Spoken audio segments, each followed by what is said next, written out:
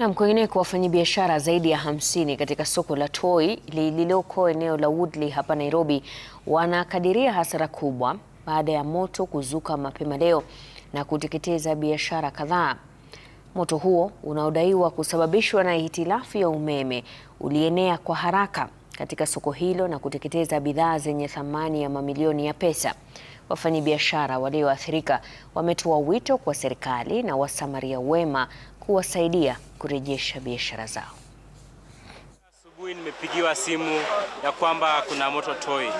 Nikarash kufika hapa, nimepata moto imechoma hapa yote. Sijaweza kufika kwa vibanda zangu huko mbili. Tunaomba serikali tusaidie. Mimi nimepoteza. I've lost goods worth more than $500,000.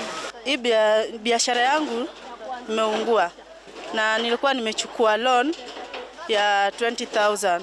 So nimepata hasara kubwa sana. So sina chochote na mimi hakuna kitu nimepata hapa. Na naomba serikali mnisaidie. Moto imeanza kitu saa moja ikielekea hapo saa 2. Na watu wamepata hasara kubwa sana, vitu zimechomeka na zingine zimeweza kuibiwa na wahalifu.